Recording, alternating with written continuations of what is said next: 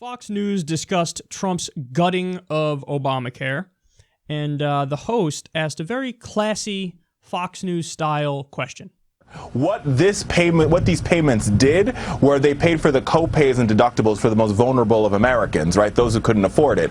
What ends up happening here is because the law requires these insurers to pay this money is going to get paid. But in return, that money is going to be sort of deflected onto those of us who can afford to pay more for health insurance. So what you're going to do is middle-class families, small business owners, working class individuals who could barely afford to make payments in the exchange market are going to end up paying more, and that's the bad deal. What's the motivation? If these are the poorest Americans who are getting their co-pays and things like that covered, what's the motivation for them to try to live a healthier lifestyle? I mean, if it doesn't cost them anything to go to the doctor, what's the motivation? I give up. I give up. I give up on Fox News. I'm about to give up on the U.S.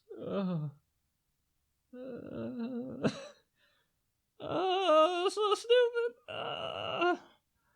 What's the motivation? Yes, because, it's not like diseases and viruses and negative things affect your health that are out of your control. Yeah, I mean, what? Are you going to pay the copay for this poor person? But they got into a car accident. They were fucking sideswiped by somebody going 60 and their fucking hip is broken and they're bleeding out internally. What, are you going to fucking pay the copay for that guy? What's the incentive for him not to get sideswiped again going that speed? What, you're going to pay for this guy? He's got fucking colon cancer. What are you going to do? You going to do his copay? I mean, what's the incentive for him not to get colon cancer again? This is about punishing the poor. That's what this is. Listen, they view, on Fox News and the far right in general, they view poverty as some sort of moral failing on your part. In other words, in their mind, it's not possible to be working poor.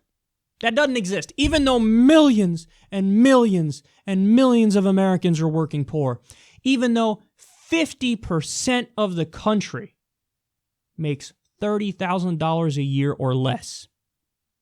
They don't look at you and say, hey, that's the result of a rigged economic system. That's the result of us not living in a meritocracy. It's not that the harder you work, the further you go. Of course not. That's the result of multiple complex factors, but it's definitely the result of not living in a meritocracy. The productivity of the American worker has skyrocketed while wages have stagnated.